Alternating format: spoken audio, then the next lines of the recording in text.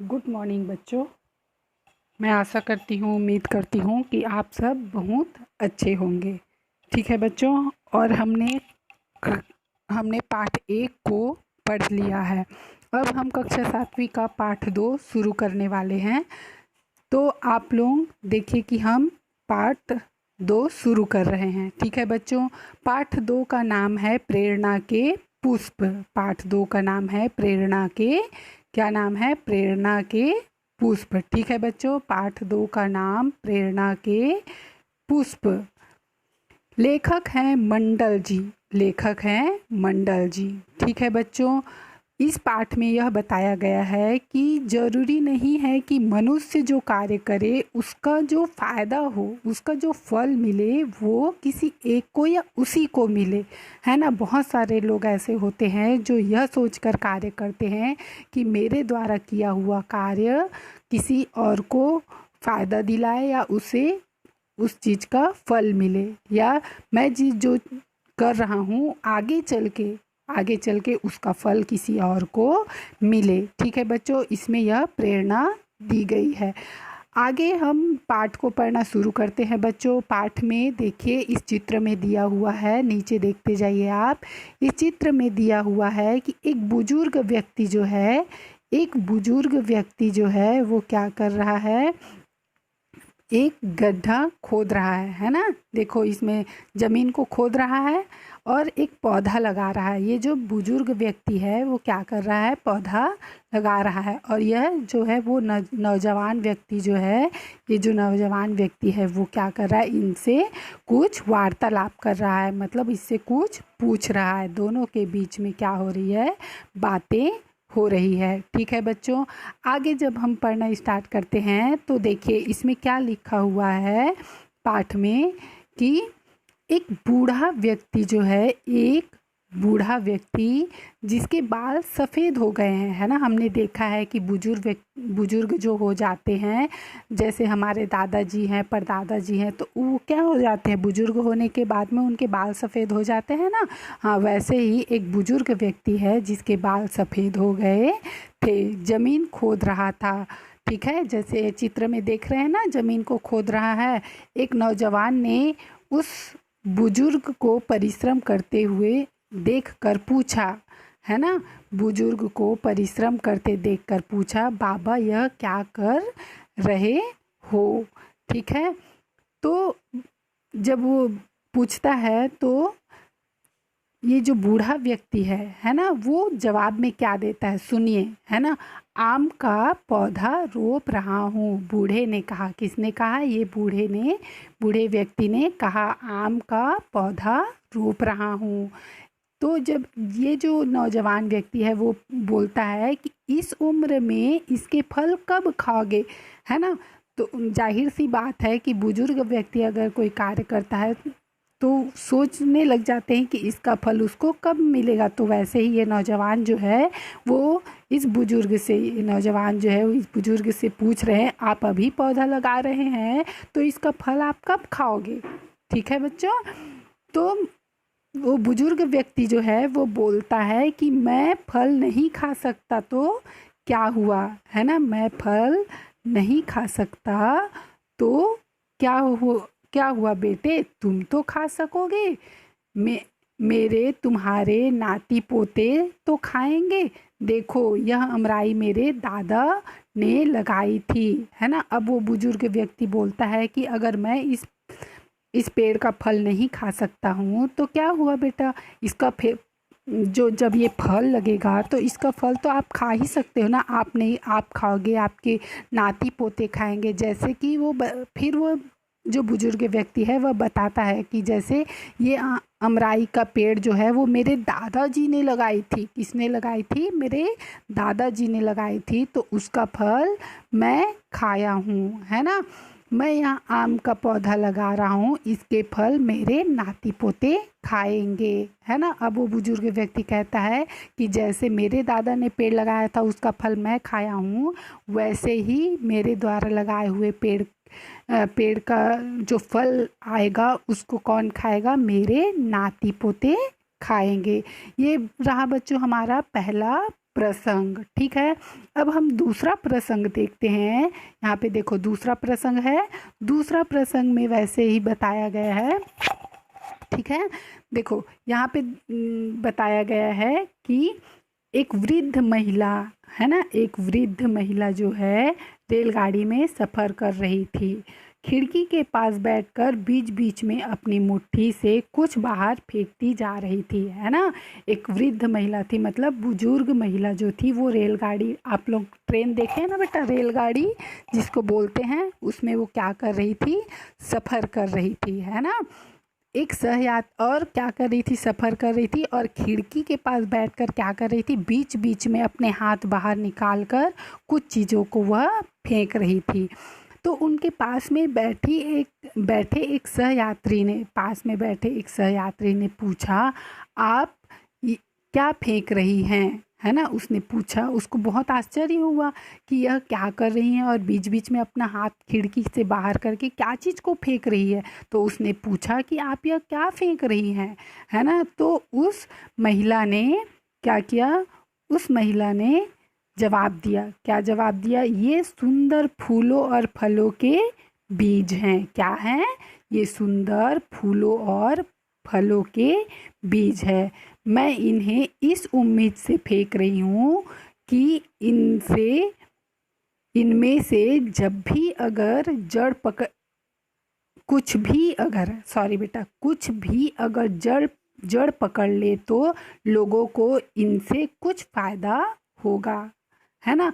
महिला बोलती है कि मैं बाहर में क्या फेंक रही हूँ, सुंदर फूलों और फलों के बीज फेंक रही हूँ, और मैं यह उम्मीद करती हूँ कि इनमें से अगर एक भी पौधा का जड़ पकड़ लेगा तो इनसे क्या होगा, लोगों को फ़ायदा होगा, है ना। और वह यह भी बोलती है कि पता नहीं मैं इस रास्ते में दोबारा गुजरूं या न गुजरूं, इसलिए क्यों ना मैं इस अवसर का उपयोग कर लूं, है ना। क्या बोलती है बुजुर्ग महिला कि पता नहीं मैं इस रास्ते में दोबारा आऊँगी कि नहीं आऊँगी, है ना, ऐसा अवसर मुझे मिलेगा कि नहीं मिलेगा, इसलिए मैं क्या कर रही हूँ कि इस अवसर का उपयोग कर रही हूँ, फ़ायदा ले रही हूँ। ठीक है बच्चों, आपको समझ में आया ये दूसरा प्रसंग। अब हम क्या पढ़ेंगे, तीसरा प्रसंग। कौन सा प्रसंग पढ़ेंगे, ये तीसरा वाला प्रसंग पढ़ेंगे। हमने अभी तक 2 प्रसंग पढ़ लिए हैं। अब तीसरे प्रसंग में देखिए बच्चों, तीसरे प्रसंग में क्या बोल रहे हैं कि एक अमेरिका के वैज्ञानिक, है ना, अमेरिका के वैज्ञानिक बेंजामिन फ्रैंकलिन, है ना, किसके, कहाँ के वैज्ञानिक हैं, अमेरिका के वैज्ञानिक हैं, जिनका नाम क्या है बच्चों, बेंजामिन फ्रैंकलिन, है ना, बेंजामिन फ्रैंकलिन है, जिनके बारे में बताया गया है। ठीक है, के बारे में एक अनुकरणीय बात सुनी जाती है ना, एक अनुकरणीय बात सुनी जाती है। ठीक है, उनके पास एक गरीब विद्यार्थी मदद मांगने के लिए आया। किनके पास आया बच्चों, अमेरिका के वैज्ञानिक बेंजामिन फ्रैंकलिन के पास एक गरीब विद्यार्थी क्या मांगने आया, मदद मांगने के लिए आया। ठीक है, उसे उन्होंने $20 दिए। कितने डॉलर दिए, $20 दिए। वे तो यह छोटी सी रकम देकर भूल गए, है ना, लेकिन वह विद्यार्थी इस उपकार को न भूला, है ना। उसने कितने डॉलर दिए बच्चों, $20 दिए, है ना। और यह बात वह कुछ समय बाद कौन भूल गया, बेंजामिन फ्रैंकलिन, है ना, इस बात को भूल गया, लेकिन जो विद्यार्थी था जिसने मदद ली थी वह उसका उपकार नहीं भूल सके। ठीक है बच्चों, जब उनके दिन फिरे, मतलब क्या हुआ, जब वो विद्यार्थी पढ़ लिख कर काम करने लगा, नौकरी करने लगा, अब उसके दिन क्या हो गए, अच्छे हो गए, है ना, उसके दिन फिर गए, मतलब उसके दिन बहुत अच्छे हो गए। तब वह क्या किया, उस $20 को लौटाने के लिए फ्रैंकलिन के पास आया। किसके पास आया, फ्रैंकलिन के पास। फ्रैंकलिन ने क्या किया था, उस विद्यार्थी की मदद की थी। ठीक है बच्चों, उस विद्यार्थी की मदद की थी। अब फ्रैंकलिन ने कहा कि मुझे याद तो नहीं कि मैंने यह रकम आपको कब दी थी। खैर आप इसे अपने ही पास रखिए, है ना। अब फ्रैंकलिन बोले कि मैंने आपको यह रकम कब दी थी ये मुझे याद नहीं है, ये बात आप छोड़ दीजिए। अब आप ये करिए कि ये जो मैंने आपको पैसा दिए थे, मदद की थी, वो आप अपने पास ही रखिए, ठीक है। और जब आपके पास कोई ऐसे ही ज़रूरतमंद आए तो उसे यह दे दीजिएगा, है ना। अब फ्रैंकलिन क्या बोले कि जैसे मैंने आपकी मदद की है वैसे ही अगर कोई आपसे मदद मांगने के लिए आएगा तो आप क्या करना, आप भी उसकी मदद करना। उस व्यक्ति ने ऐसे ही किया। कौन? वह विद्यार्थी। वह विद्यार्थी अब अच्छा हो चुका था, है ना, तो उसने ऐसा ही किया। कहते हैं आज भी वह रकम अमेरिका के ज़रूरतमंदों के हाथों में घूम रही है, ठीक है बच्चों। यहाँ पे क्या कह रहे हैं कि आज भी, है ना, वो जो $20 बेंजामिन फ्रैंकलिन ने दिया था, वह $20 आज भी किसी न किसी व्यक्ति की मदद कर रहा है, ठीक है बच्चों। ये समझ में आया। अब हमने क्या किया, पहला पढ़ा, दूसरा प्रसंग पढ़ा, तीसरा प्रसंग पढ़ा, ठीक है। अब हम पढ़ते हैं चौथा प्रसंग, ठीक है बच्चों। चौथा प्रसंग में देखिए, चौथा प्रसंग ये रहा। चौथा प्रसंग में स्वामी विवेकानंद, है ना, स्वामी विवेकानंद बेलूर मठ के निर्माण कार्य और शिक्षादान के कार्य में बहुत व्यस्त थे, है ना। स्वामी विवेकानंद क्या कर रहे थे? बेलूर में मठ के निर्माण कार्य में, है ना, लगे हुए थे और शिक्षादान के कार्य में लगे हुए थे, ठीक है। निरंतर भाग दौड़ और कठिन परिश्रम के कारण निरंतर भाग दौड़ और कठिन परिश्रम करने के कारण वे क्या हो गए? अस्वस्थ हो गए, है ना, क्योंकि उनको क्या हो गया था? बहुत ज़्यादा काम हो गया था, इधर उधर उनको बहुत भाग दौड़ करना पड़ रहा था, जिससे वे क्या हो गए? अस्वस्थ हो गए थे। चिकित्सकों ने उन्हें वायु परिवर्तन तथा विश्राम करने पर जोर दिया, है ना। मतलब उनको चिकित्सकों मतलब क्या हुआ बेटा? डॉक्टर ने उन्हें क्या कहा कि आप थोड़ा सा कहीं और चले जाइए ताकि आपकी हवा परिवर्तन हो जाए। मतलब कहीं शांत जगह पे और बहुत अच्छी जगह पे जाइए जहाँ पे आप अच्छे से विश्राम मतलब आराम कर सके, ठीक है। डॉक्टरों ने स्वामी विवेकानंद जी से कहा। तो विवेकानंद जी विवश होकर वे दार्जिलिंग चले गए। कहाँ चले गए बच्चों? दार्जिलिंग चले गए। वहाँ उनके स्वास्थ्य में धीरे धीरे सुधार हो रहा था। मतलब वो क्या हो रहे थे? अब ठीक हो रहे थे, है ना। उनका जो तबीयत खराब था वो अब ठीक होने लगा था। तभी उन्हें समाचार मिला कि कोलकाता में प्लेग व्यापक रूप से फैल गया है ना। प्लेग बेटा एक बीमारी होता है ना, जो बहुत जल्दी से फैल जाता है। तो ये कहाँ फैला हुआ था? कोलकाता में, है ना। कोलकाता नामक स्थान है जहाँ पे प्लेग की बीमारी जो है बहुत बड़े रूप में, है ना। कोलकाता में प्लेग बीमारी बहुत व्यापक मतलब होता है बड़े रूप में फैल गया था। प्रतिदिन सैकड़ों लोगों की मृत्यु हो रही थी। मतलब रोज सैकड़ों लोग मारे जा रहे थे। किससे मारे जा रहे थे बेटा? प्लेग की बीमारी से मारे जा रहे थे। यह दुखद समाचार सुनकर क्या महाराणा विवेकानंद स्थिर रह सकते थे? वे तुरंत कोलकाता लौट आए और उसी दिन उन्होंने प्लेग रोग में आवश्यक सावधानी बरतने का जनसाधारण को उपदेश दिया, है ना। वे यह बात सुनकर कि कोलकाता में प्लेग फैला हुआ है, यह बात सुनकर क्या किए? वे तुरंत कोलकाता लौट आए और उसी दिन उन्होंने प्लेग की सावधानी के लिए लोगों को क्या करने लगे? जागरूक करने लगे, उनको उपदेश देने लग गए, ठीक है बच्चों। अपने साथ तमाम सन्यासियों और ब्रह्मचारियों को लेकर वे रोगियों की सेवा करने में क्या हो गए? जुट गए, ठीक है बच्चों। वे क्या करने लगे? जो रोगी थे, जो प्लेग की बीमारी से पीड़ित थे उनकी सेवा करने में जुट गए। देखिए इस चित्र में स्वामी विवेकानंद जी हैं, ठीक है, स्वामी विवेकानंद जी हैं और क्या कर रहे हैं, सबको शिक्षा दे रहे हैं। ये हैं स्वामी विवेकानंद जी और ये जो हैं सारे लोग हैं, ठीक है बच्चों। तो वो सबको शिक्षा देने लगे, ठीक है।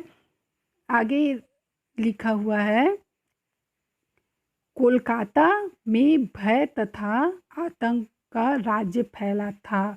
स्त्री पुरुष अपने बच्चों को लेकर प्राण बचाने के उद्देश्य से भागे जा रहे थे। मतलब कोलकाता को छोड़कर लोग किसी और जगह पर जाने लगे। क्यों? क्योंकि कोलकाता में प्लेग जैसी बीमारी फैली हुई थी, ठीक है।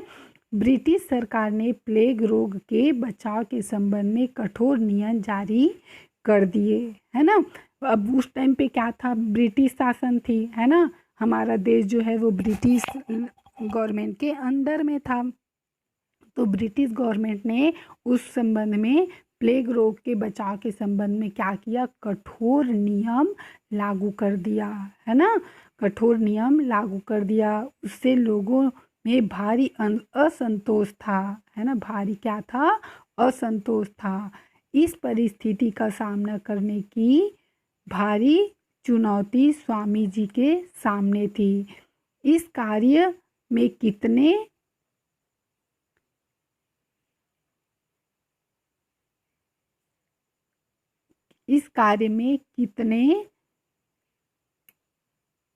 यहाँ पे समझ में नहीं आ रहा है बच्चों आगे क्या लिखा हुआ है, क्योंकि प्रिंट में थोड़ा सा मिस्टेक हो गया है। तो हम यहाँ से इस लाइन से शुरू करते हैं कि आवश्यकता होगी और वह कहाँ से आएगा।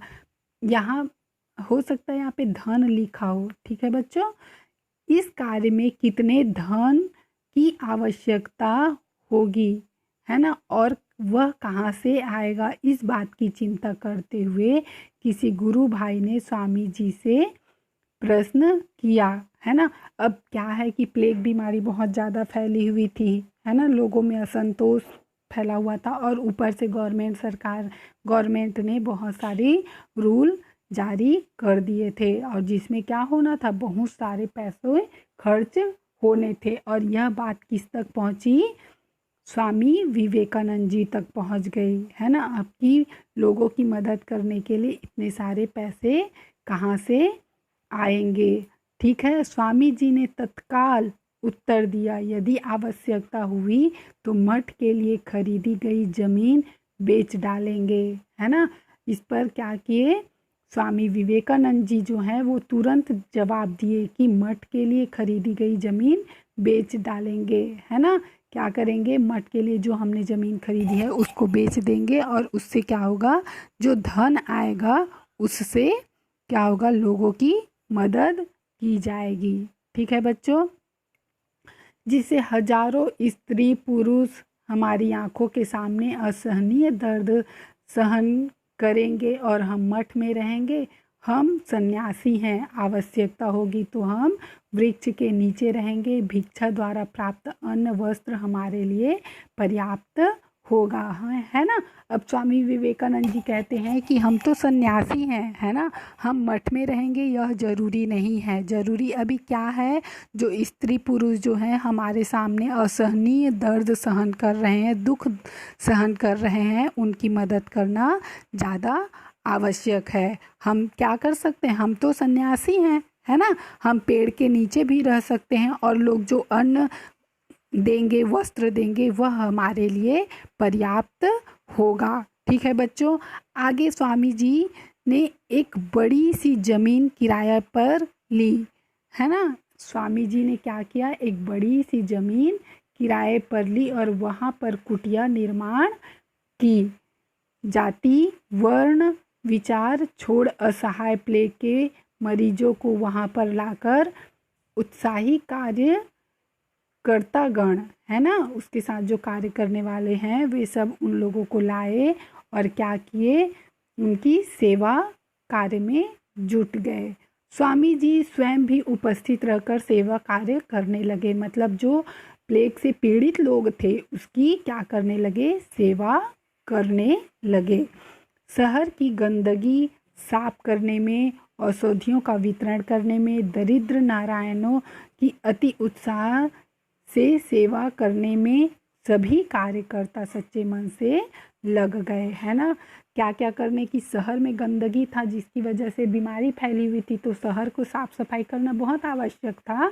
तो वो सबसे पहले क्या करने लगे, शहर की साफ सफाई करने लगे। औषधि मतलब क्या होता है बच्चों, दवाई, है ना, उसका वितरण करने लगे और दरिद्र नारायणों के की अति उत्साह से सेवा करने लगे, है ना। आगे देखते हैं, यह यत्र जीव तत्र शिव मंत्र के ऋषि विवेकानंद मृत्यु की कुछ भी परवाह न करते हुए स्वदेशवासियों को शिक्षा देने लगे कि किस प्रकार नर को नारायण मान सेवा करना योग्य है ना। क्या करने लगे, अपनी मृत्यु की परवाह न करते हुए वह क्या करे, लोगों की सेवा करने में जुट गए।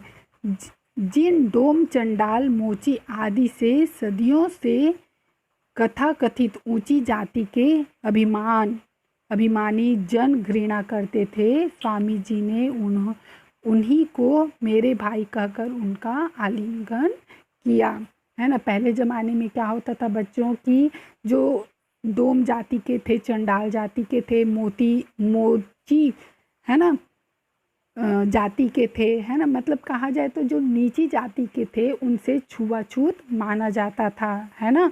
तो इस छुआछूत को क्या किए, स्वामी जी ने मिटाकर उनको मेरे भाई कहकर संबोधित करने लगे और उनको उन्होंने क्या कर लिया, अपना लिया। ठीक है बच्चों, तो ये आप लोगों को समझ में आया होगा।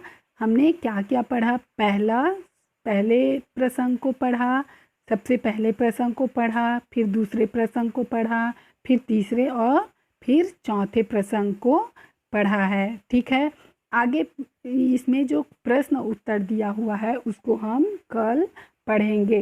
ठीक है बच्चों, मुझे उम्मीद है, मैं आशा करती हूँ कि मैंने आज जो समझाया है वो आप लोगों को बहुत अच्छे से समझ में आया होगा। ठीक है, तो हम और मैं चाहती हूँ कि आप पाठ 1 का क्वेश्चन आंसर और संदर्भ प्रसंग अर्थ को याद करिएगा। ठीक है, और कल हम इसका संदर्भ प्रसंग अर्थ बोल रही हूँ कि हम इसका प्रश्न उत्तर को कल मैं आप लोगों को लिखवाऊंगी और आप इस पाठ को वापस दोबारा पढ़ने की कोशिश करिएगा और समझिएगा। ठीक है बच्चों, स्वस्थ रहिए, अच्छे से रहिएगा, खुश रहिए, बस इतना ही कहूँगी। So thank you very much.